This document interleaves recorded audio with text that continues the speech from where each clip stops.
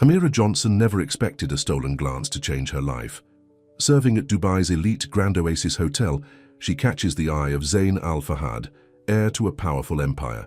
But their love is forbidden, and his family will stop at nothing to keep them apart. Can love conquer all? Before we get into the story, comment below where in the world you are watching from today. The morning sun beat down on Dubai's skyline, its golden rays reflecting off the glass towers that pierced the cloudless blue sky. Inside the Grand Oasis Hotel, Amira Johnson adjusted her black and white uniform and tucked a stray curl back into her tight bun. At 28, she had been working as a waitress in the hotel's 5-star restaurant for 3 years, sending most of her earnings back home to her mother in Chicago. "Table 12 needs more water," barked Marcus, the floor manager, as he rushed past her. Amira grabbed a crystal pitcher and made her way across the marble floor, moving between tables with practiced grace. She kept her eyes down, just as she'd been trained. The wealthy guests at the Grand Oasis preferred their service invisible and efficient. As she approached table 12, she noticed the group of businessmen in expensive suits.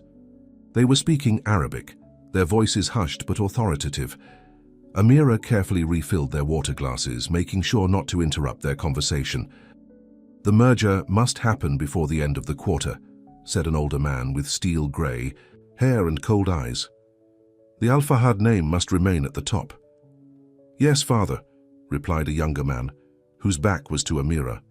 When he turned slightly to reach for his glass, Amira caught a glimpse of his face. Their eyes met for a brief moment, and she felt an unexpected jolt. He was strikingly handsome, with deep brown eyes that seemed somehow different from the others at the table, softer, perhaps, less hardened. He gave her a small nod of thanks. Such a simple gesture, but so rare in this world where she was treated like part of the furniture. Amira broke the eye contact quickly and moved to the next table. She had learned long ago not to linger around the guests, especially men like him, men who lived in a different universe from hers. "Who was that?" she heard the young man ask as she walked away. Later that afternoon, Amira was arranging fresh flowers at the entrance when she heard someone approach. "Excuse me." She turned to find the young man from breakfast standing there alone. Up close, he was even more striking, tall and broad-shouldered, with a neatly trimmed beard and those same thoughtful eyes. "Yes, sir? How can I help you?" she asked, slipping easily into her professional voice. "I believe I dropped my phone at breakfast. Has anyone turned one in?" Amira shook her head. "I haven't seen one, but I can check with Lost and Found. If you wouldn't mind, it's quite important." "Of course. Your name, sir?" "Zain Al Fahad." Al Fahad. The name was familiar. They were one of the wealthiest families in the Emirates, owners of half the real estate in Dubai, if rumors were to be believed. "I'll check right away, Mr. Al Fahad." "Thank you." He paused, looking for a name tag. "Amira," she supplied. "Amira," he repeated, and something in the way he said her name made her cheeks warm. She hurried to the front desk, aware of his eyes following her. The Lost and Found had no record of a phone, and when she returned to tell him, she found him still waiting patiently. "I'm sorry, Mr. Al Fahad. Nothing has been turned in." He nodded, seeming unsurprised. "Thank you for checking." He hesitated, then asked, "Have you worked here long, Amira?" The question caught her off guard. Guests rarely ask the staff anything. "Personal. 3 years, sir." "You're not from Dubai originally, though?" "No, I'm from the United States, Chicago." "Chicago," he repeated with a small smile. "I studied at Northwestern for a year. Beautiful city." Before she could respond, a voice called from across the lobby, "Zain!" "There you are." A tall, impeccably dressed woman with diamond earrings that caught the light approached them. She cast a dismissive glance at Amira before linking her arm through Zain's. "Your father is waiting in the car. We're going to be late for lunch with the Haddads." Her voice dropped.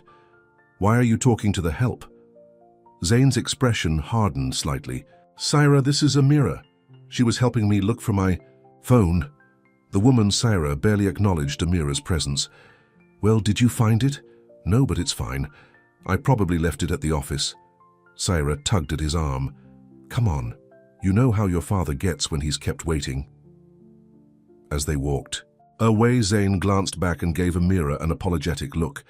She simply nodded and returned to her duties, pushing the encounter from her mind. Men like Zain Al-Fahad didn't exist in her world. The following week, Amira was assigned to the hotel's rooftop restaurant for the evening shift.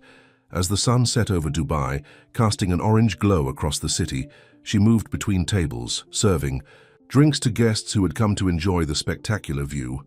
Amira, the familiar voice made her turn, and there stood Zain Al-Fahad, alone this time, dressed in a casual linen shirt that made him look less like a businessman and more like a man enjoying a quiet evening.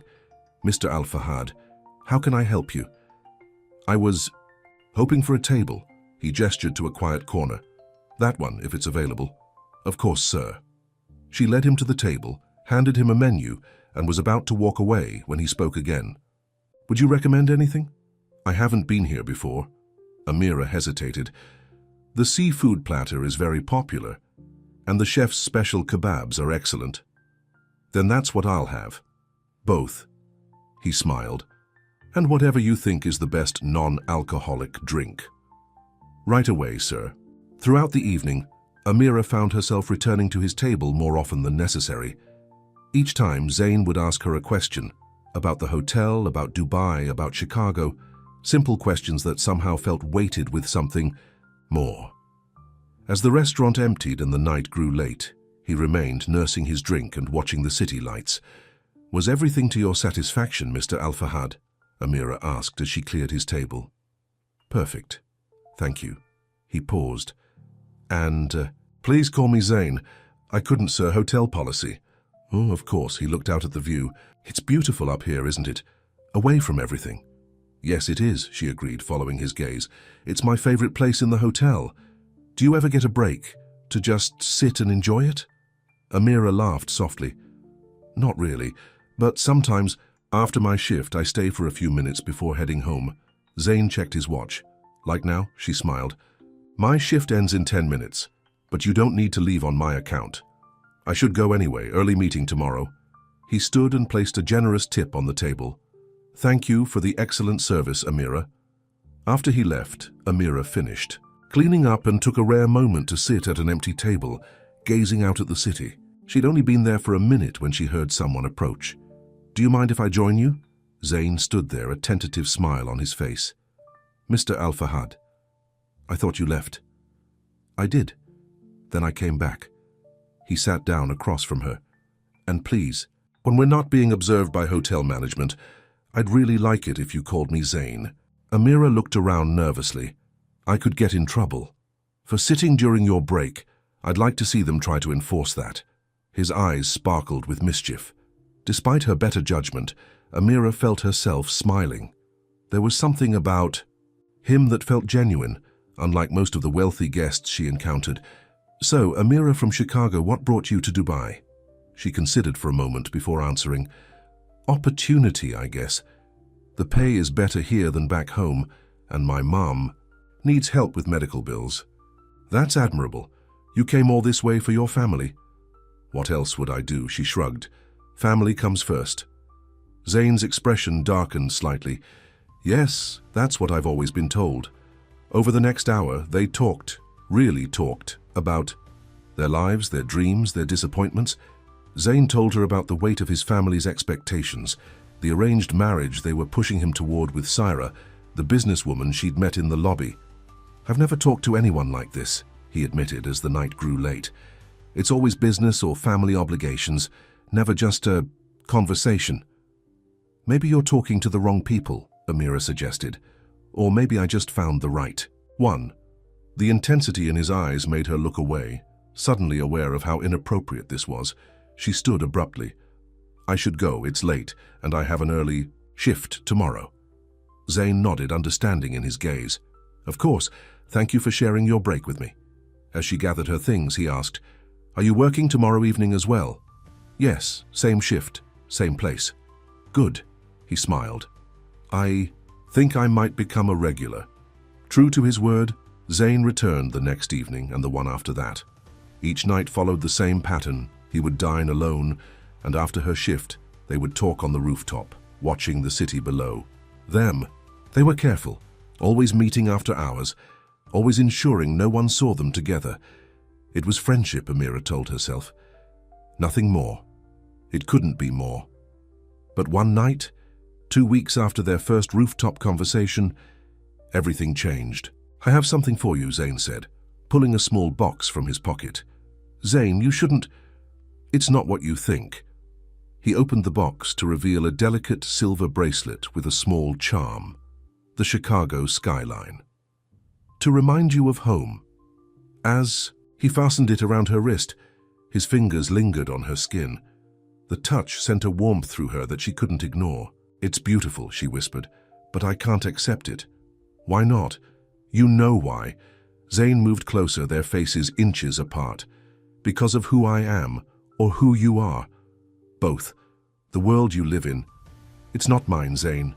When I'm with you, none of that matters. For the first time in my life, I feel like I can breathe." Before she could respond, he leaned forward and kissed her.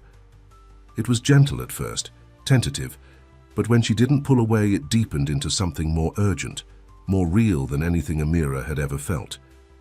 When they finally broke apart, Amira touched her lips, hardly believing what had just happened. "Can't do this," she said, even as her heart raced. "I know," he agreed, "but I want to." What followed were weeks of secret meetings, in quiet corners of the hotel, in a small cafe across town where no one would recognize them, and always, after her shift, on the rooftop under the stars. Their worlds couldn't have been more different, but in those stolen moments, they created a new world that belonged only to them. But reality had a way of intruding. One evening, Amira was serving a private function when she saw them. Zain, his father Khalid Al-Fahad, and Saira, all seated. At the head table, it was clearly a business dinner, with other important-looking couples in attendance.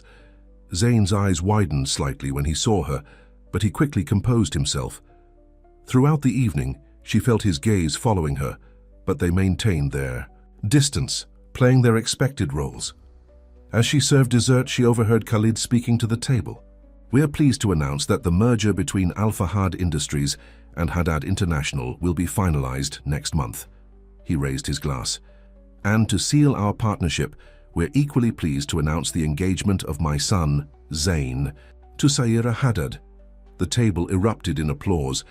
Amira's hands trembled as she set down the dessert plates. When she dared to look at Zain, his face was a mask, revealing nothing, but his eyes were filled with apology and pain. Amira excused herself and rushed to the kitchen, fighting back tears. Of course, this was how it would end. What had she been thinking?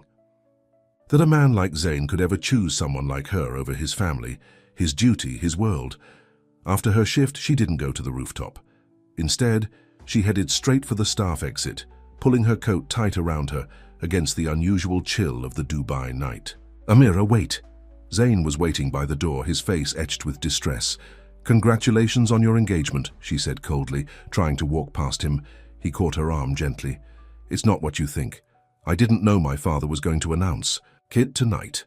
Nothing has been decided." "It looked pretty decided to me. Please, just listen. I've been trying to talk to my father, to make him understand that I don't want an arranged marriage. But these things take time in my family." "Time?" Amira laughed bitterly. "You mean time for you to have your fun with the waitress before you settle down with someone suitable?"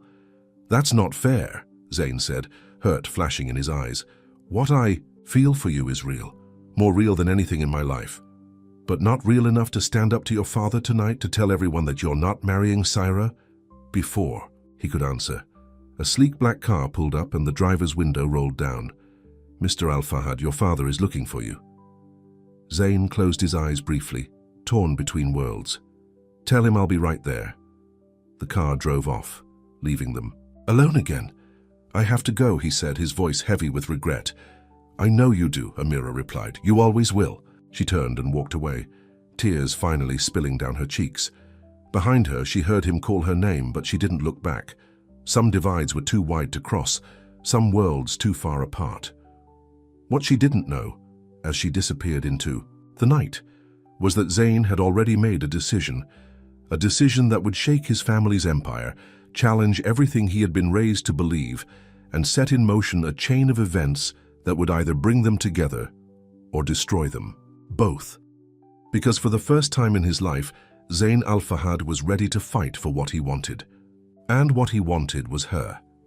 2 weeks had passed since the engagement announcement, and Amira had done everything possible to avoid Zain. She'd switched shifts, requested different sections of the restaurant, and even called in sick twice. Something she'd never done before.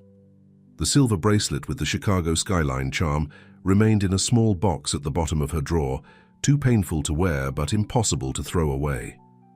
On a busy Friday afternoon, Amira was serving lunch when Marcus, the floor manager, approached her with a frown. "Amira, you're needed upstairs," he said. "Mrs. Al-Rashid wants to see you." Her stomach dropped. Mrs. Al-Rashid was the hotel owner's wife, someone the staff rarely saw but greatly feared. Did she say why? "No, but you better hurry. She's waiting." In the executive office. Amira quickly removed her apron and checked her appearance in a nearby mirror before taking the service elevator to the top floor. Her mind raced with possibilities. Had someone complained about her service? Had she broken some rule she wasn't aware of? The secretary led her into a lavishly decorated office where an elegantly dressed woman sat behind a large desk. To Amira's shock, Saira Haddad stood by the window, her arms crossed and a smug expression on her face. "You wanted to see me, Mrs. Al-Rashid?" Amira asked, trying to keep her voice steady. "Yes, please sit down." The older woman gestured to a chair. "It has come to my attention that you've been engaging in inappropriate relations with a hotel guest." Amira felt the blood drain from her face. "I'm not sure what you mean." Saira stepped forward. "Don't play dumb. We know all about your little rooftop meetings with my fiancé." Mrs. Al-Rashid slid a folder across the desk. Inside were several photos, Zain and Amira talking on the rooftop, sitting close together at a cafe, and worst of all, kissing in what they thought was a secluded corner of the hotel garden. "This is a 5-star establishment," Mrs. Al-Rashid said coldly. "We have strict policies against staff fraternizing with guests, especially married or engaged guests." "He wasn't engaged when we—" Amira stopped herself, realizing she was admitting to the relationship. Saira laughed bitterly. "Oh, he most certainly was. Our families have had this arrangement for years. Zain was just having his little adventure before settling down." Amira looked down at her hands, unable to meet their judgmental gazes. "Normally, this would result in immediate termination," Mrs. Al-Rashid continued. "However, given your otherwise excellent record and at Miss Haddad's suggestion, we're offering you an alternative." Saira opened her designer handbag and pulled out an envelope.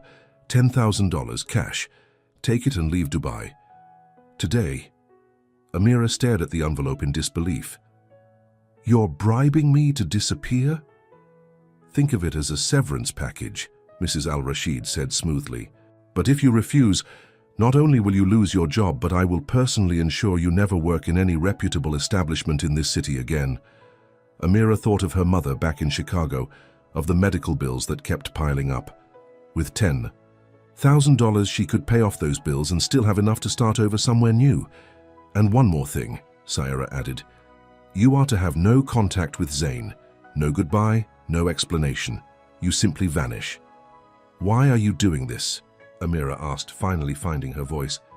"If you're so confident in your relationship with him, why do you care about me?" Saira's perfect composure cracked for just a moment. "Because the Al-Fahad family doesn't need any scandals right now. This merger is worth billions, and I won't let some American waitress ruin it because she caught feelings." Amira looked from the envelope to the photographs. She had no choice, and they all knew it. "Fine," she said, taking the envelope. "I'll be gone by tonight." Mrs. Al-Rashid nodded with satisfaction. "Your final paycheck will be mailed to you. Please clean out your locker and return your uniform before you leave." Amira stood up, her legs shaking. As she reached the door, Saira called out, "Oh, and Amira, if I ever see you near Zain again, the consequences will be much worse than losing a job." Back in her tiny apartment, Amira packed her few belongings with tears streaming down her face. 3 years in Dubai, reduced to 2 suitcases. She had always known her time here was temporary, but she had never imagined it would end like this. Her phone buzzed with a text message from Zain. "I need to see you, please." She stared at the message, her thumb hovering over the delete button. Part of her wanted to see him one last time, to hear his explanation, to feel his arms around her just once more. But what good would it do? Their worlds were too different. The past 2 weeks had proven that. She deleted the message and turned off her phone. 3 hours later, Amira sat in the airport, waiting for her flight to Chicago. She had used part of the bribe money to buy a one-way ticket home. The rest was safely tucked into her carry-on, destined for her mother's medical care. Attention passengers, Flight 237 to Chicago is now boarding at Gate 12. As Amira gathered her things, a voice cut through the airport noise. "Amira, wait!" She froze. It couldn't be. But it was. Zayn was running toward her, dodging other travelers, his usually perfect appearance disheveled, as if he'd been searching for hours. "Zayn, what are you doing here?" she asked, panic rising in her chest as she remembered Syra's threat. "You weren't answering your phone, you weren't at work, no one would tell me where you were." He was breathing hard. "I had to check every flight to the US today." "You shouldn't be here," she said, glancing around nervously. "Your fiancé made it very clear what would happen if I saw you again." Zayn's face darkened. "Syra? What did she do?" "It doesn't matter. It's better this way." Amira tried to move toward the gate, but Zayn gently caught her arm. "Better for who? Not for me. And I don't think for you either." His eyes searched hers. "I called off the engagement." Amira's heart skipped a beat. "What?" "After that night, I told my father I couldn't go through with it. He was furious, of course, threatened to cut me off, remove me from the company, everything." Zayn ran a hand through his hair. "But for the first time in my life, I didn't care. All I could think about was you. Your final boarding call for Flight 237 to Chicago." Amira glanced anxiously at the gate. "Zayn, I have to go. My mother needs me. Then let me come with you." "To Chicago? What about your family, your business?" "I've already told you, none of that matters without you." He took her hands in his. "I love you, Amira. I think I've loved you since that first night on the rooftop." The sincerity in his eyes nearly broke her resolve. "But your family will come around eventually. And if they don't," he shrugged, "I have enough money of my own, we'll be fine." Amira shook her head, tears forming in her eyes. "You don't understand. It's not just about the money. Your family, your culture, they're part of who you are. I can't be the reason you lose all that." "You're not taking anything from me," Zayn insisted. "You're giving me a chance at real happiness, something I never thought I could have." A final call for her flight echoed through the terminal. "I have to make this flight," Amira said, torn between her heart and her head. "My mother is expecting me." Zayn nodded, understanding in his eyes. "Then go." "But this isn't goodbye, Amira. I'll be on the next flight to Chicago. Unless—" he hesitated, "unless you tell me you don't want me to come." Amira looked into his eyes, searching for any doubt, any hesitation. She found none. "I want you to come," she whispered. "But only if you're sure." "I've never been more sure of anything in my life." With one last, longing look, Amira hurried to the gate, her heart lighter than it had been in weeks.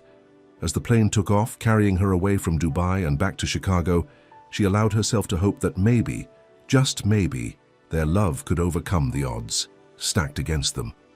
What she didn't know was that Zayn's declaration of independence had set off a chain reaction within the powerful Al Fahad family, and some secrets, once revealed, could never be buried again. In Chicago, Amira's mother, Denise Johnson, was waiting at the airport, her warm smile a welcome sight after the emotional turmoil of the past days. "Baby girl," Denise embraced her, taught her tightly. Despite the fatigue and pain that came with her chronic illness, Denise's spirit remained unbroken. "You're home earlier than you said. Is everything okay?" "It's a long story, Mom," Amira said, helping her mother to the taxi stand. "How are you feeling?" "Better now that you're here." Denise studied her daughter's face. "But something's different." "You've got that look." "What look?" "The same look I had when I met your father." Denise raised an eyebrow. "There's a man involved, isn't there?" Amira couldn't help but smile. Her mother had always been able to read her like a book.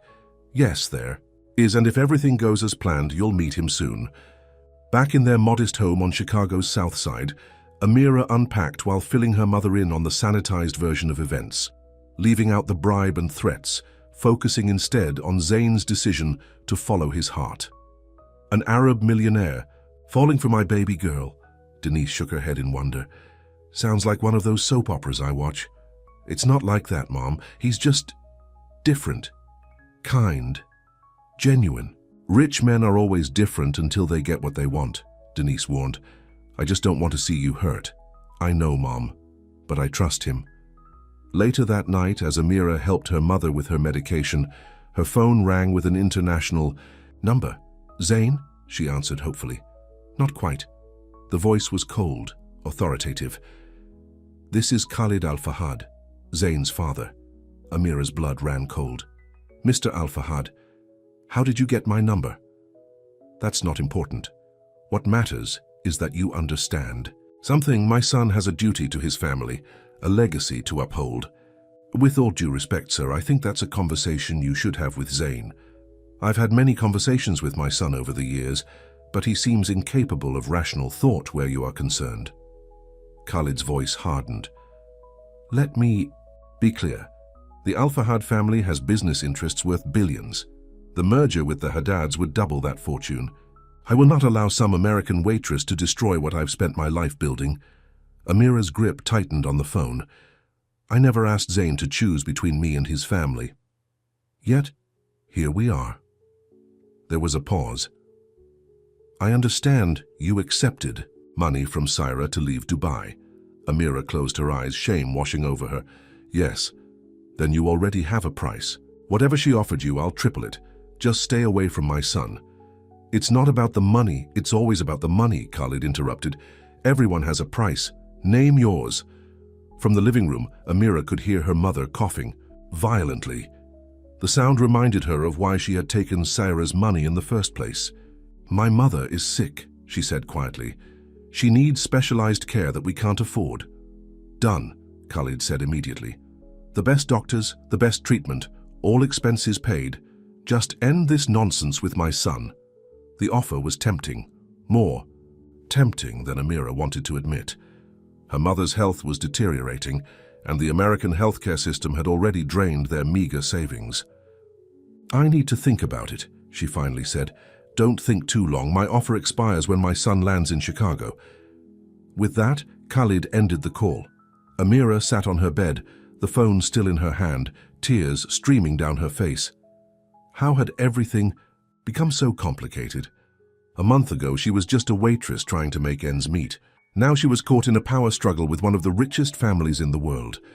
Her phone buzzed with a text from Zayn. Just boarded. I'll be there tomorrow. Can't wait to see you and meet your mother. I love you. The simple message made her heart ache. She wanted to believe that love could conquer all, that they could build a life together despite the obstacles. But was it fair to ask Zayn to give up everything for her? And was it right to deny her mother the care she desperately needed? The next morning, Amira woke to find her mother in worse condition than usual. The long flight from Dubai had left Amira exhausted, and she had slept through her mother's calls during the night. Mom, why didn't you wake me? She asked, helping Denise to the couch. You were tired, baby, and it's nothing I haven't handled before. But Amira could see the truth in her mother's labored breathing and the pain in her eyes. This was getting worse, and they both knew it. I'm taking you to the hospital, Amira declared, reaching for her phone. At the emergency room, they waited for hours before a doctor finally saw them. The diagnosis was pneumonia, dangerous for someone with Denise's weakened immune system. She needs to be admitted, the doctor told Amira, and there are some tests I'd like to run. Has she been experiencing more pain lately?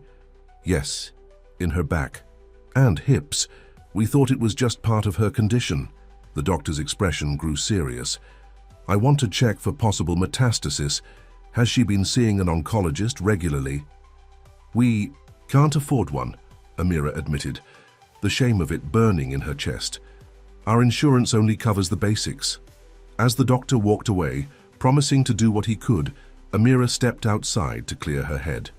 The weight of her mother's illness, Khalid's offer, and Zayn's imminent arrival was almost too much to bear. Her phone rang. Zayn again. Hey, she answered, trying to keep her voice steady. Amira, something's happened. Zain sounded distressed. My father froze all my accounts, my credit cards, everything. He's serious about cutting me off. Oh, Zain. It doesn't change anything, he quickly added. I still have some cash, and once I get to Chicago, I can figure something out. Start fresh. Start fresh. The words hung in the air. How could she tell him that his father had called? That she was considering his offer for her mother's sake? Zain, I'm at the hospital, she said instead. My mum's sick, they're admitting her. Is she okay? What happened? Pneumonia, but they're worried it might be more. They want to run tests. Amira's voice broke. Tests we can't afford. There was silence on the other end. Then, your mother needs the best care possible, and I want to help, but your father cut you off, Amira finished for him. I'll figure something out, Zain promised. I have friends who can help. Just hold on until I get there, okay? After they hung up, Amira sat in the hospital waiting room, her mind racing. Zain was willing to give up everything for her, to start over with nothing. But what kind of life could they build if her mother's medical bills consumed every penny they had? Her phone buzzed with a text from an unknown number. My offer still stands. For your mother's sake, I hope you make the right decision. Khalid Al-Fahad, as if to drive the point home, a doctor approached her with a concerned expression. Ms. Johnson, we've run some preliminary tests. I'm afraid it's more serious than we initially thought. Your mother needs specialized treatment, possibly surgery. And the cost? Amira asked, already knowing the answer would be more than she could afford. The doctor quoted a figure that made her heart sink. Even with the money from Sarah, it wouldn't be enough. Amira closed her eyes, the weight of the decision crushing her. On one hand, the man she loved, willing to sacrifice everything for their future together. On the other, her mother's life, hanging in the balance. In that moment, she knew what she had to do. As Zain's plane touched down in Chicago, Amira made the hardest phone call of her life. A call that would change everything between them forever, because sometimes love meant making impossible choices, and sometimes the greatest act of love was letting go. Zain stepped out of O'Hare International Airport, the cold Chicago wind, a stark contrast to Dubai's desert heat. He pulled his jacket tighter and scanned the pickup area, searching for Amira. They had planned to meet here, but his last call had gone straight to voicemail. He checked his phone again. No messages, no missed calls. After waiting 30 minutes, he hailed a taxi. Where to? The driver asked. Zain hesitated. Amira had texted him her address the day before, but he felt strange showing up unannounced. Still, he had no other options. Southside, please, he said, reading the address from his phone. As the taxi drove through the city, Zain took in the sights of Chicago. The gleaming skyscrapers of downtown gradually gave way to more modest neighborhoods, a mix of renewal and neglect that was so different from the carefully curated luxury of Dubai. When they arrived at Amira's address, Zain paid the driver and stood on the sidewalk, looking up at the small, two-story house with peeling paint and a small, well-kept front yard. It was humble, but there was a warmth to it that the Al-Fahad mansion had always lacked. Taking a deep breath, he walked up to the door and knocked. A moment later, an older woman answered, thin, with Amira's same warm brown eyes, though lined, with fatigue and something heavier. Mrs. Johnson? Zain asked uncertainly. Yes? She looked him up and down, taking in his expensive clothes and polished appearance. I'm Zain Al-Fahad. I'm looking for Amira. Recognition dawned on her face. You're him, the one she told me about. She hesitated, then stepped back. Come in, we need to talk. The inside of the house was modest but clean, filled with family photos and worn but comfortable furniture. Denise Johnson led him to the living room, her movements slow and careful. Amira's. Not here, she said as they sat down. Do you know when she'll be back? We were supposed to meet at the airport. She's not coming back. Not today, anyway. Denise studied his face. She didn't tell you, did she? Zain's heart raced. Tell me what? She's gone back to Dubai. The words hit Zain like a physical blow. That's impossible. I just left Dubai to come here. Why would she go back? For a job, she said. A better position at a different hotel. Denise didn't meet his eyes. She left early this morning. I don't understand. We had plans. She knew I was coming. Zayn ran a hand through his hair in frustration. Can I call her? Does she have her phone? She asked for some time. Said she needed to sort things out. Zayn stood up, pacing the small living room. None of this makes sense. Yesterday she was worried about you being in the hospital. How could she just leave? At the mention of the hospital, something flashed across Denise's face, guilt perhaps, or worry. How are you feeling, Mrs. Johnson? Zayn asked more gently. Amira mentioned you've been ill. I'm much better now, she said quickly. They gave me new medication. The doctor says I'll be fine. There was something off about her tone, a forced brightness that didn't match the obvious fatigue in her eyes. Mrs. Johnson, please, Zayn said, sitting back down across from her. I love your daughter. If something's happened, I need to know. Denise seemed to wrestle with herself for a moment, before sighing deeply. You seem like a good man. And my Amira, she's always been a good judge of character. She reached for a folder on the coffee table and handed it to him. Maybe you should see this. Inside were medical documents, treatment plans, referrals to specialists, and most notably, a receipt for a substantial payment made to Chicago Memorial Hospital. Attached was a simple note. For Denise Johnson's care, a gift from the Al-Fahad family. Zayn felt the blood drain from his face. My father did this, Denise nodded. A man called yesterday, said he was your father, offered to cover all my medical expenses if Amira would. Her voice trailed off. If she would stay away from me, Zayn finished, anger building inside him. And she agreed? She didn't want to. Denise's eyes filled with tears. But I'm sicker than I let on. Cancer, stage 3. The treatment is expensive and our insurance barely covers any of it. She reached out and touched Zayn's hand. She loves you. That's why she let you go. Zayn sat in stunned silence, pieces falling into place. His father's triumphant smile that morning, the sudden unfreezing of his accounts just before he boarded his flight. It had all been part of Khalid's plan. Let Zayn chase after Amira, only to find she had chosen money over love, except she hadn't. She had chosen her mother's life. I need to go back to Dubai, Zayn said, standing abruptly. I need to find her. But your father will not win this time. Zayn's jaw was set with determination. Mrs. Johnson, I promise you this. Your medical care will continue regardless of what happens between me and Amira. My father may think he can control people with his money, but he's about to learn that some things can't be bought. Back in Dubai, Amira stood in the lobby of the Grand Oasis Hotel, but this time she wasn't wearing a waitress uniform. Instead, she was dressed in a conservative business suit, her hair pulled back in a neat bun. Miss Johnson, the hotel manager greeted her with forced politeness. Mr. Al-Fahad is waiting for you in his office. She followed him to the executive floor, her heart heavy. When she had called Khalid Al-Fahad from Chicago to accept his offer, she hadn't expected to be summoned back to Dubai so quickly. But Khalid had made it clear, if she wanted her mother's medical bills paid, she would have to work for it. The door to the office opened, and Amira found herself face to face with Zayn's father. In person, Khalid Al-Fahad was even more intimidating. Tall and distinguished with the same dark eyes as Zayn, though lacking any of the warmth. Miss Johnson, please sit.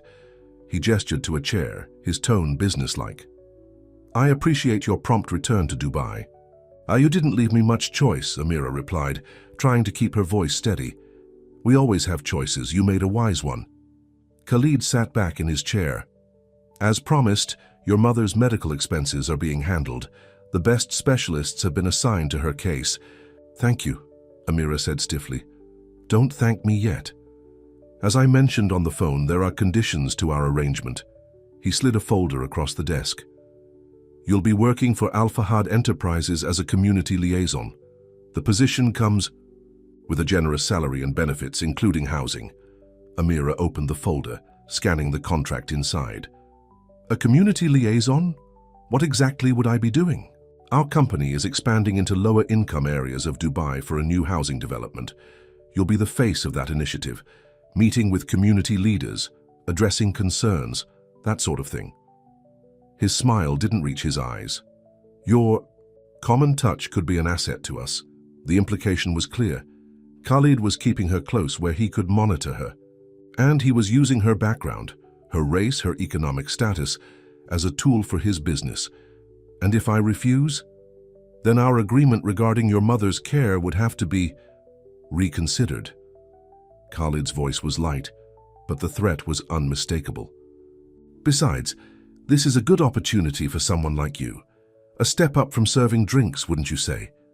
Swallowing her pride, Amira took the pen he offered and signed the contract. Excellent, Khalid said, taking back the folder. You'll start tomorrow. My assistant will show you to your new apartment. And what about Zain? Amira couldn't help asking. What have you told him? My son believes you chose money over love. A painful but necessary lesson for him. Khalid stood, indicating the meeting was over. Let's be clear, Miss Johnson.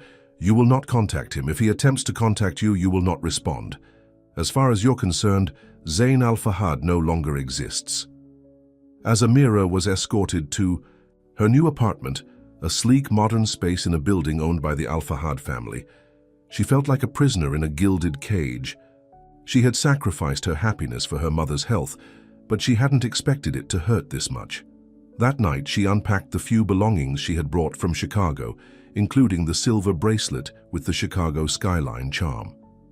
As she held it in her hands, tears rolled down her cheeks. She had made the right choice for her mother, but her heart felt shattered beyond repair. A knock at the door startled her. Quickly wiping away her tears, she opened it to find a young woman in a uniform holding a large envelope. Delivery for Miss Johnson, she said. Amira thanked her and closed the door, curiously opening the envelope. Inside was a letter, handwritten on expensive stationery. Dear Amira, I was disappointed to learn of your sudden departure from our hotel. Your services were always exemplary, and your presence will be missed by many of our guests. I understand you've accepted a position with Al-Fahad Enterprises. While I wish you the best in your new role, I feel compelled to share some information that might interest you. Khalid Al-Fahad is not a man known for his generosity or forgiveness. Whatever arrangement you've made with him, I urge you to get it in writing and to read the fine print carefully. If you ever find yourself in need of assistance or advice, my door is always open to you. Regards, Ibrahim Al-Rashid, owner, Grand Oasis Hotel. Amira read the letter twice, confused by its cryptic warning. Ibrahim Al-Rashid was the husband of the woman who had helped force her out of her job. Why would he reach out to her now? Before she could ponder it further, her phone rang with an unknown number. Hello? She answered cautiously.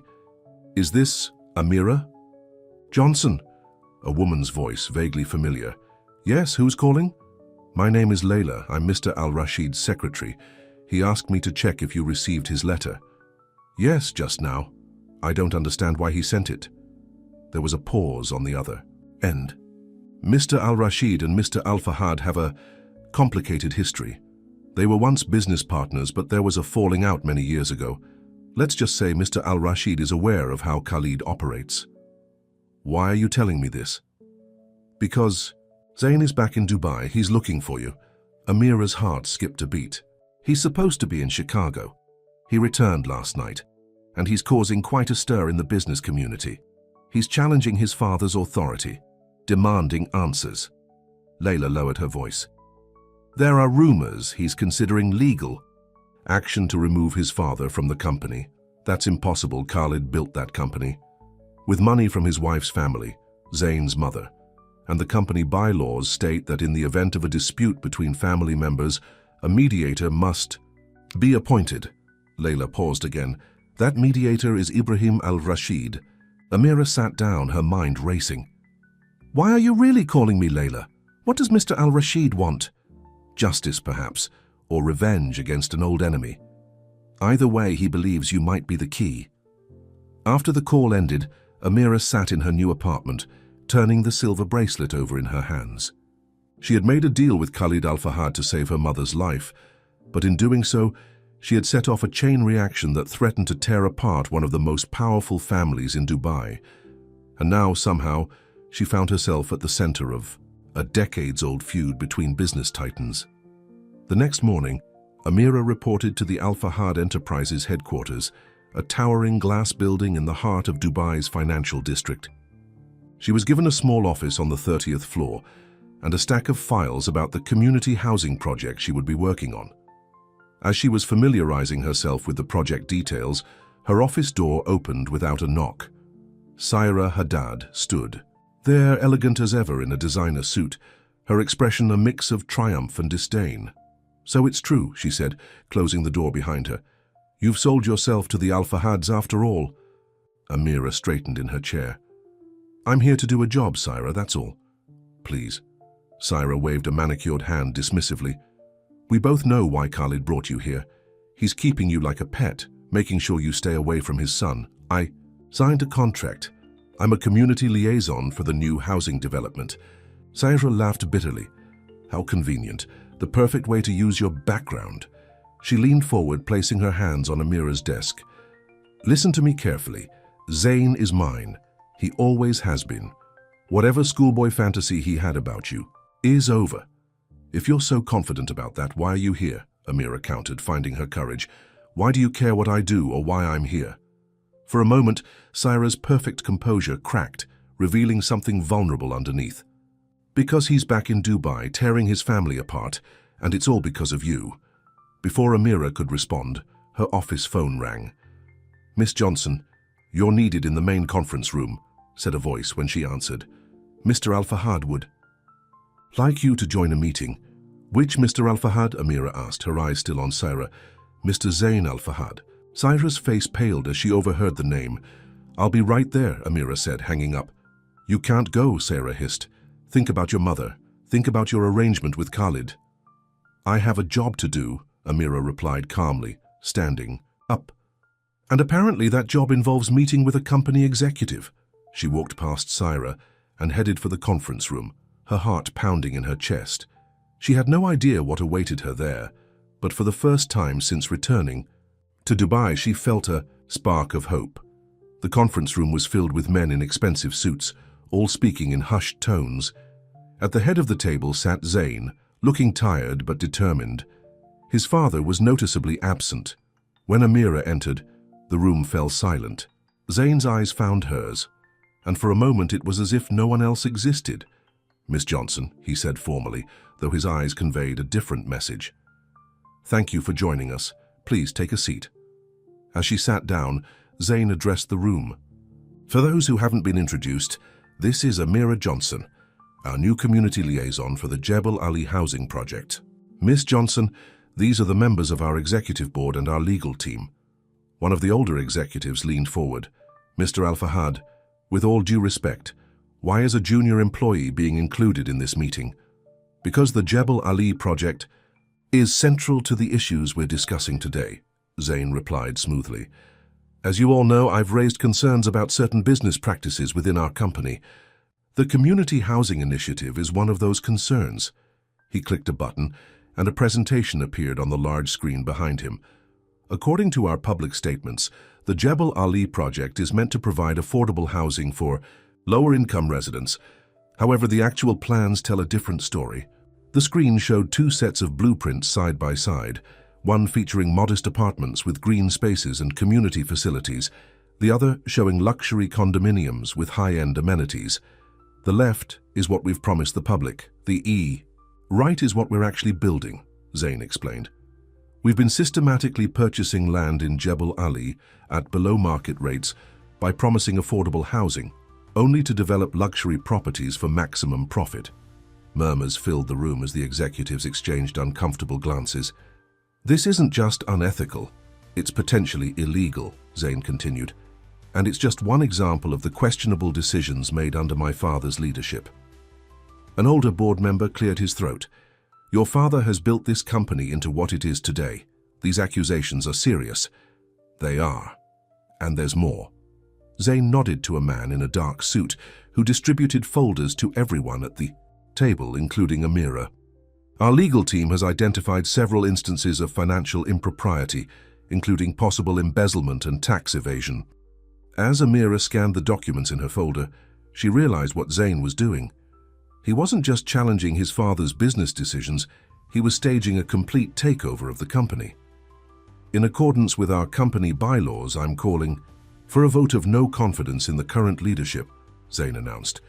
And I'm proposing a new direction for Al Fahad Enterprises, one built on ethical business practices and true community investment. The doors to the conference room burst open, and Khalid Al Fahad stormed in, his face contorted with rage. "What is the meaning of this?" he demanded. "How dare you call a board meeting without me? The bylaws allow for emergency sessions when serious concerns are raised about leadership," Zain replied calmly. "And given that those concerns directly involve you, your presence wasn't required." Khalid's eyes narrowed as he surveyed the room, his gaze stopping on Amira. "What is she doing here? She has no place in this meeting." "Miss Johnson is here because she's part of our community outreach team," Zain said, "and because she has first-hand knowledge of how you manipulate and control people for your own gain." "You naive boy," Khalid snarled. "You have no idea what you're doing. Without me, this company is nothing." "I think we'll manage," Zain responded coldly. "The vote has already been taken. The board has agreed to appoint Ibrahim al-Rashid as interim CEO while a full investigation is conducted into your business practices." At the mention of al-Rashid's name, Khalid's face went pale. "You've allied yourself with that snake?" "No, father. I've allied myself with the truth." Zain stood, signaling the end of the meeting.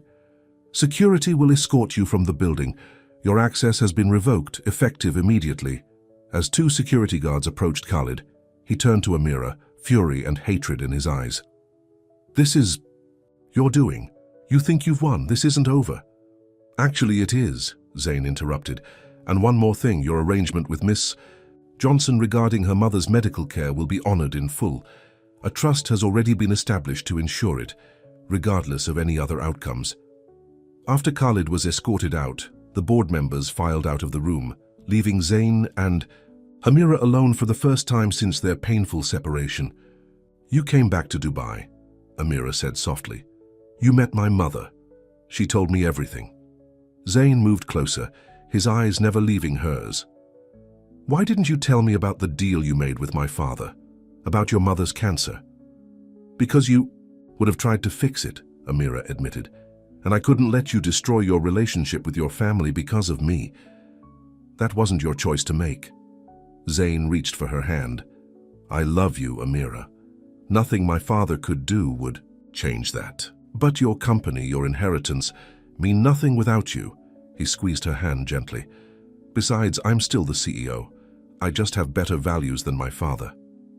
Amira laughed despite herself, tears of relief welling in her eyes. "So what happens now?" Before Zain could answer, the conference room door opened again and a distinguished older man entered. Ibrahim al-Rashid, the hotel owner who had sent her the letter. "I hope I'm not interrupting," he said with a slight smile. "I wanted to congratulate you both, Mr. al-Rashid." Amira stood, confused by his presence. "I don't understand. Why have you been helping us?" "Let's just say Khalid and I have a long, complicated history." His eyes held a mixture of sadness and satisfaction. 30 years ago, he stole more than just a business opportunity from me. He stole the woman I loved, Zain's mother. Zain stared at al-Rashid in shock. "What are you saying?" "I'm saying that sometimes life comes full circle in unexpected ways." Al-Rashid placed a hand on Zain's shoulder. "You remind me of myself at your age, before ambition and rivalry hardened my heart. Don't make the same mistakes we did. Don't let power and pride stand in the way of love." As al-Rashid left them alone again, Zain turned to Amira, a new understanding in his eyes. "I almost lost you because of my father's manipulation," he said quietly. "I won't let that happen again." He pulled her into his arms, and as their lips met, Amira felt the weight of the past weeks lift from her shoulders. They had survived Khalid's schemes, Saira's jealousy, and the vast divide between their worlds. But as they embraced in the empty conference room, neither of them noticed the figure watching through the glass door. Saira, her beautiful face twisted with hatred and determination, because while one battle had been won, the war was far from over. And Saira Haddad was not a woman who accepted defeat gracefully. 3 months had passed since Zain's takeover of Al Fahad Enterprises. Spring had come to Dubai, bringing with it warm breezes and new beginnings.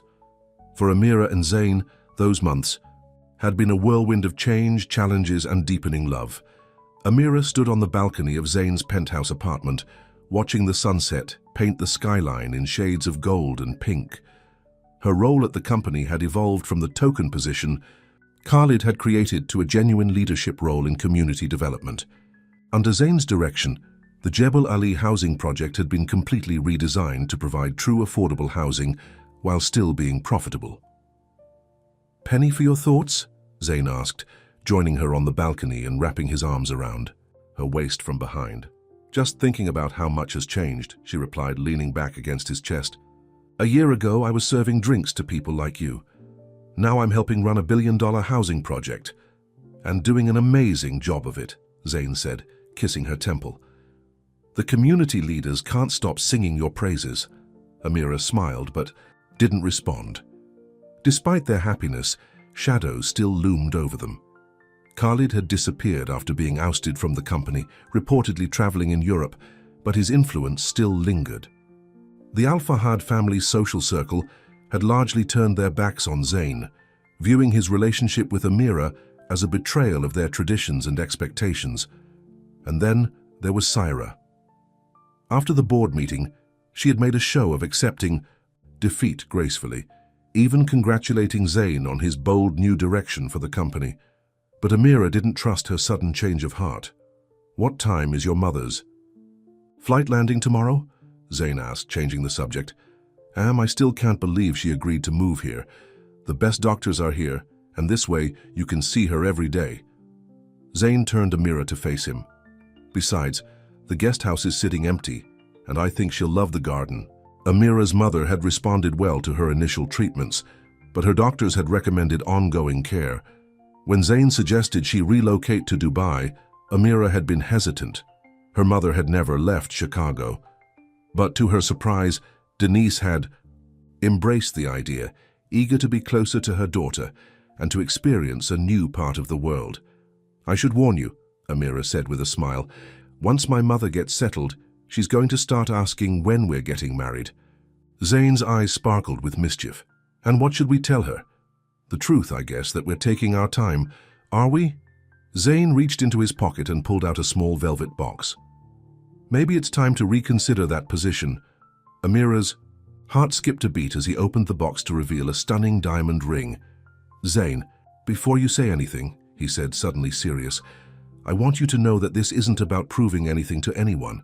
It's not about my family or society or traditions." He took her hand in his.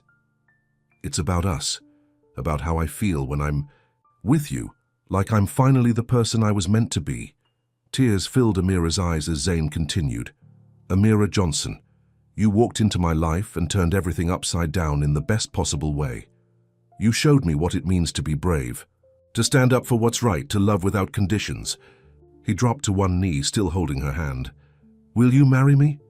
"Yes," she whispered, her voice thick with emotion. "Yes, of course I will." As he slipped the ring onto her finger and stood to kiss her, Amira felt a sense of completion she had never known before. In that perfect moment, all their struggles seemed worth it. Little did they know that across town in a luxurious villa on the Palm Jumeirah, their happiness was being discussed by those who wished to destroy it. "He proposed to her today," Saira said, pacing across the marble floor. "My sources in the building confirmed it." Khalid Al-Fahad sat in a leather armchair, swirling a glass of scotch. His time away had aged him, his hair grayer, the lines in his face deeper, but the cold calculation in his eyes remained unchanged. "Let them enjoy their moment," he said dismissively. "It won't last."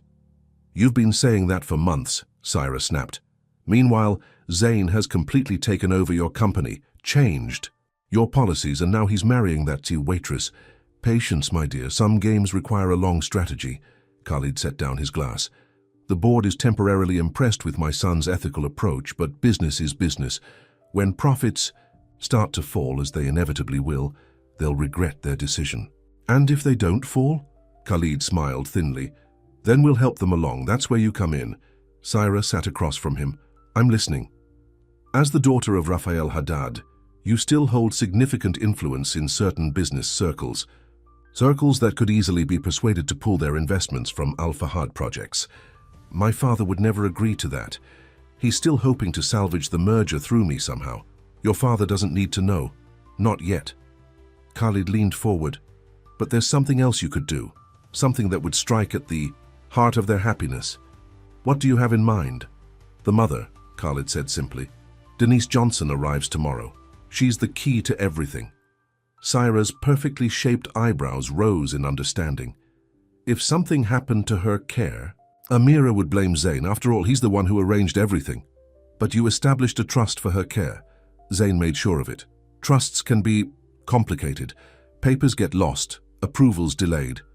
Khalid's expression darkened. By the time they sort it out, the damage to their relationship will be done.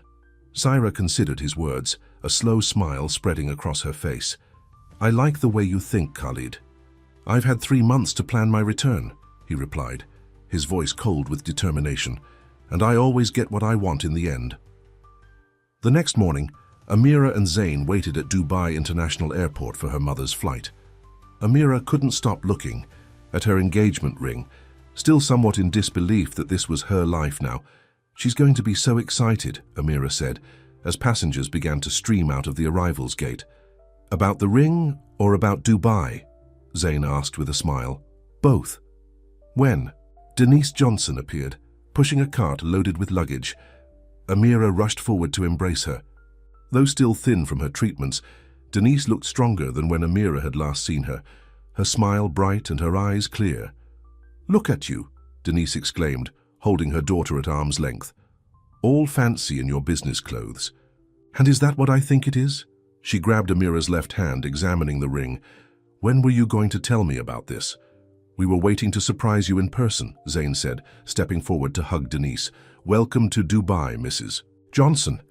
It's Mom to you now, Denise corrected him with a wink, since you're going to be my son-in-law. As they drove from the airport to Zain's estate in his luxury SUV, Denise marveled at the city, the towering Burj Khalifa, the man-made Palm Islands, the blend of ultra-modern architecture and traditional Arabic influences. It's like something from a science fiction movie, she said in awe. And you two live here? Zain does, Amira corrected. I still have my apartment. Not for long, Zain added. Once we're married, you'll finally agree to move in properly, right? Amira smiled. They had had this discussion many times. She had insisted on keeping her own place, partly out of independence and partly because moving in completely felt like the final step in leaving her old life behind. When they arrived at Zain's estate, sprawling modern mansion with stunning gardens and a view of the Arabian Gulf, Denise was speechless. This is where I'll be staying, she asked as they showed her the guest house, a beautiful 2-bedroom cottage nestled in a corner of the property. Do you like it? Zain asked anxiously. We can make any changes you want. Like it? It's bigger than our whole house in Chicago. Denise walked through the rooms, trailing her fingers over the luxurious furnishings. I don't know what to say. Say you'll be comfortable here, Amira said, squeezing her mother's hand. That's all we want. I'll be more than comfortable. Denise's eyes filled with tears. I never thought I'd see my baby girl so happy, so settled. She turned to Zain. Thank you for loving her the way she deserves. It's the easiest thing I've ever done, he replied simply. That evening, after getting Denise settled, Amira and Zain hosted a small dinner party to introduce her to their closest friends, Ibrahim al-Rashid and his wife Fatima, Zain's assistant Malik and his partner, and a few others who had supported their relationship from the beginning. As they sat around the table on the terrace, sharing food and laughter under the stars, Amira felt a contentment she had never known before. Her mother was here, healthy and happy. She was engaged to a man who loved her completely. And for once, the future looked bright and full of possibilities.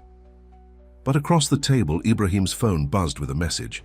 As he read it, his expression darkened. Is everything okay? Zain asked, noticing the change. Ibrahim hesitated. It can wait until tomorrow. Now you have to tell us, Amira said, only half joking. What's wrong? Ibrahim sighed. My sources tell me that Khalid has returned to Dubai. He was seen meeting with several board members earlier today. The mood at the table shifted instantly. Let him meet with whoever he wants, Zain said firmly. The board supports our vision for the company. I hope you're right, Ibrahim replied, but Khalid can be very persuasive, especially when he feels he has nothing to lose. After the guests had left and Denise had retired to the guest house, Amira found Zain in his study, reviewing company documents. You're worried, she said, perching on the edge of his desk. Cautious, he corrected. My father wouldn't come back without a plan. Whatever he's planning, we'll face it together. Amira ran her fingers through his hair soothingly. We've overcome worse. Zain pulled her into his lap, holding her close. You know what, you're right. We have the board's support, the community loves our new direction, and most importantly, we have each other. He kissed her softly. Nothing my father does can change that. But the next morning brought the first sign of trouble. Denise was scheduled for a checkup at Dubai's premier oncology center, but when they arrived there was confusion at the reception desk. I'm sorry, Mrs. Johnson isn't in our system, the receptionist said, after checking her computer. And I don't see any approval from the Al Fahad Trust for her care. That's impossible, Zain said, stepping forward. I set up the trust myself. Dr. Nasser is expecting her. After 30 minutes of phone calls and increasingly tense conversations, they learned that the trust paperwork had been misplaced and the authorization for Denise's treatment was pending review. This is my father's doing, Zain said, as they left the hospital, promising to return once the situation was resolved. It's too much of a coincidence. But how could he interfere with the trust? Amira asked. You said it was independent of the company. It is, which means someone on the inside is helping him. Zain's jaw clenched, and I'm going to find out who. Over the next week, similar obstacles appeared everywhere they turned. The construction permits for the Jebel Ali housing project were suddenly under review. Key investors began expressing concerns about the company's new direction. And most disturbing of all, anonymous articles appeared in business publications questioning Zain's leadership and suggesting that the company was heading for financial trouble. It's a coordinated attack, Malik confirmed after investigating the articles. They all trace back to media outlets controlled by either the Al Fahad family or the Haddads. Saira, Amira said quietly. She's working with your father. Despite Zain's best efforts, Denise's medical care remained in limbo. Each day brought new excuses from the hospital administration, new paperwork to complete, new signatures required from trustees who were suddenly unreachable. The strain began to show on all of them. Denise tried to hide her worry, insisting she felt fine, but Amira could see the fatigue returning to her mother's eyes. Zain spent long hours at the office, trying to counter his father's influence while still running the company. And Amira found herself torn between supporting Zain and caring for her mother. One evening, after another frustrating day of bureaucratic roadblocks, Amira returned to the guest house to find Saira sitting with her mother, drinking tea as if they were old friends. What are you doing here? Amira demanded, instantly suspicious. Amira, please, Denise said, looking uncomfortable. Miss Haddad just came to talk. About what? Amira turned to Saira. What possible reason could you have for coming to our home? Saira set down her teacup with deliberate calm. I came to make an offer, one that could solve all of your problems. We don't need anything from you. Are you sure about that? Saira's perfectly manicured hand gestured around them. Your mother's treatment is at a standstill. Zain's company is under attack, and it's only going to get worse. Because of you and Khalid, Amira said through gritted teeth. That's business, Saira replied with a shrug, but I'm here to offer a solution, a compromise that would benefit everyone. I'm not interested in any compromise that comes from you. Amira. Denise interjected softly. Maybe we should hear what she has to say. Saira smiled triumphantly. It's simple, really. End your engagement to Zain, leave Dubai, and all of this stops. Your mother's treatment resumes immediately. I'll personally guarantee it. The attacks on the company cease. Everyone gets what they want. Except me, Amira said bitterly. And Zain. Zain will inherit his family's empire intact. In time, he'll understand it was for the best. Saira stood, smoothing her expensive dress. Think about it, Amira. Is your relationship really worth your mother's health? Worth destroying everything Zain has worked for? After Saira left, Denise took Amira's hands in hers. Baby, I need to say something, and I need you to really hear me. Mom, I know what you're going to say. No, you don't. Denise's voice was firm. I have lived my whole life making safe choices, practical choices. I stayed in a job I didn't love because it had good benefits. I never traveled because it seemed too expensive, too risky. She touched Amira's face gently. And look where all that caution got me, sick and broke anyway. Mom, let me finish. When I look at you and Zain, I see something rare, something worth fighting for. Denise's eyes shone with tears. Don't you dare give that up for me. Don't you dare let those people win. Amira hugged her mother tightly, drawing strength from her words. When she pulled back, a new determination had settled in her eyes. They won't win, she promised, but we need to change our strategy. We've been playing defense, reacting to their attacks. It's time to take the fight to them. That night, Amira told Zain about Saira's visit and her mother's response. Together, they began to formulate a plan, one that would end Khalid and Saira's schemes once and for all. We need evidence, Zain said, proof that they're working together to sabotage the company. And we need to understand why, Amira added. Your father lost control of the company, but why is Saira still involved? What does she gain? The answer came from an unexpected source. The next day, as Amira was leaving a community meeting in downtown Dubai, a sleek black car pulled up beside her. The window rolled down to reveal Raphael Haddad, Saira's father. Miss Johnson, he said gravely, I believe we need to talk. Over coffee, in a quiet cafe, Raphael explained that he had discovered his daughter's alliance with Khalid. An alliance that went far beyond business. They've been involved for years, he said, his expression pained, even when she was supposedly engaged to Zain. That's why she was so determined to marry him, Amira realized. To maintain her relationship with Khalid while securing her position in both families. Exactly, and now they're desperate.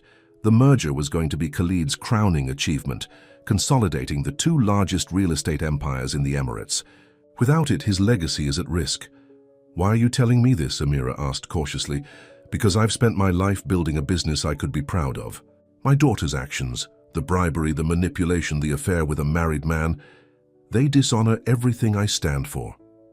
Raphael handed her a flash drive.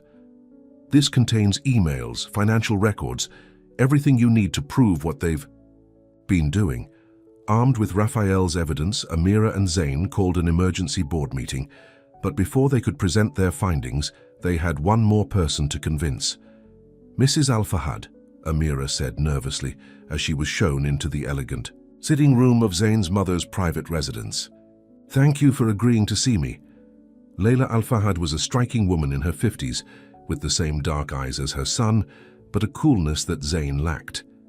She had remained largely silent throughout the family drama, neither supporting her husband nor her son. I was curious, Layla admitted. My son loves you very much, but we've never had the opportunity to speak. I know you must have reservations about me, Amira began. Because you're American, because you're black, because you were a waitress? Layla's direct questions caught Amira off guard. My dear, I have reservations about you because my son upended his entire life for you. That's a heavy burden for any relationship to bear. I never asked him to do that. No, but he did it anyway. Because he saw something in you that was worth fighting for. Layla studied Amira thoughtfully. The question is, what are you willing to fight for? Him, Amira answered without hesitation, and the vision he has for the company, for your family's legacy. She explained what they had discovered about Khalid and Saira and their plan to expose the truth at the board meeting. Layla listened, in silence, her expression unreadable. And what do you want from me? She asked when Amira had finished. Your presence at the meeting. Your support would make all the difference. Layla considered this for a long moment. You know, when Khalid and I married, it was arranged by our families. I never had the luxury of marrying for love. A hint of sadness crossed her face. But I loved my son from the moment he was born, and I have watched him become a man of integrity, of compassion. qualities his father never valued. She stood, her decision made. "I will be at the meeting." The boardroom was tense as Zain called the meeting to order. Khalid sat at the opposite end of the table, looking confident. Saira stood behind him, hand on his shoulder in a show of solidarity. The board members, many of whom had been swayed by Khalid's recent lobbying, watched warily. "I've called this meeting to address the recent attacks on our company and to present evidence of who's behind them," Zain began. "We all know who's behind the company's troubles," Khalid interrupted smoothly. "Your misguided leadership, your naive business practices. The numbers speak for themselves." "Actually, they don't," Amira said, stepping forward with a stack of folders. "These are the true financial reports for the past quarter, not the manipulated versions that have been leaked to the press." As the board members examined the documents, their expressions changed from skepticism to shock. "Our ethical housing initiative is not only meeting projections but exceeding them," Zain explained. "Community goodwill has translated into faster approvals, tax incentives, and positive press that's attracting new investors." "This is nonsense," Khalid sputtered. "These figures are manipulated." "Like the trust documents for Mrs. Johnson's medical care?" Amira asked pointedly. "Or the construction permits for Jebel Ali? Or perhaps you'd like to explain these." She connected the flash drive to the projector, displaying emails between Khalid and Saira dating back years, planning their takeover, discussing their affair, coordinating the recent attacks on the company. The set room fell silent as the evidence mounted. Khalid's face darkened with fury, while Saira seemed to shrink with each new revelation. "You've crossed a line, son," Khalid finally said, his voice dangerously low. "Using private communications, dragging our family's name through the mud. No, father, you crossed the line." Zain's voice was steady. "You used a sick woman's medical care as leverage. You were willing to destroy your own company out of pride and revenge. And you," Khalid turned to Amira, "you think you've won? You think you belong in this world? You're nothing but a—" "That's enough, Khalid." All heads turned as Layla Al-Fahad entered the boardroom, her presence commanding immediate respect. "Layla," Khalid said, his confidence faltering for the first time. "This doesn't concern you, doesn't it? My son, my family's company, my husband's infidelity. It seems very much my concern." She moved to stand beside Zain and Amira. "The board should know that I fully support my son's vision for this company, and as the primary shareholder through my family's trust, my support carries significant weight." The revelation sent ripples through the room. Few had realized that Layla, not Khalid, controlled the majority of the family's shares. "Furthermore," she continued, "I am filing for divorce from Khalid Al-Fahad on grounds of infidelity and financial misconduct. My attorneys will be in touch." Khalid's face had gone ash gray. "Layla, be reasonable."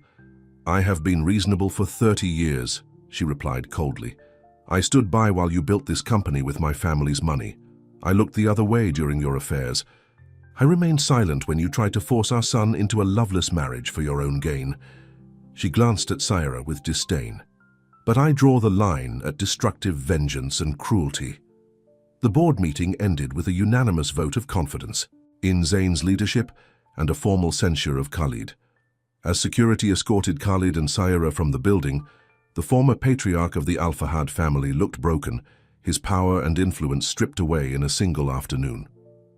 In the weeks that followed, the changes came swiftly. Denise's medical care resumed without further obstacles. The Jebel Ali housing project broke ground to great acclaim, and preparations began for Amira and Zain's wedding, a celebration that would blend American and Emirati traditions, just as they had blended their lives. On the evening before their wedding, Amira stood on the same rooftop where she and Zain had first truly connected, watching the Dubai skyline light up as darkness fell. "I thought I might find you here," Zain said, joining her at the railing. "Nervous about tomorrow?" "Not about marrying you," she replied, leaning into him. "Just thinking about how far we've come, how unlikely our story is." "The waitress and the billionaire," Zain chuckled. "It does sound like a fairy tale." "But it wasn't, was it? It was messy and painful and complicated. The best love stories usually are." He turned her to face him. You know, my mother said something to me today that I can't stop thinking about. She said that real love isn't about grand gestures or perfect moments. It's about choosing each other every day, especially when it's difficult. Amira smiled, touching his face gently. Then I choose you, Zain Al-Fahad. Today and every day, no matter how difficult. And I choose you, Amira Johnson. Against all odds, against anyone who stands in our way. As they sealed their promise with a kiss, the city glittered below them, a testament to the worlds they had bridged, the barriers they had broken, and the love that had proven stronger than wealth, power, or tradition. In Dubai's glittering social circles, their story would be told for years to come. How a humble black waitress from Chicago had awakened the love of an Arab millionaire, and how together they had changed not just their own destinies, but the very definition of what was possible when two people refused to let others define their love. Because in the end, the most forbidden desire of all was the simplest, to love freely, without boundaries, and to be loved the same way in return. And against all odds, they had found it. The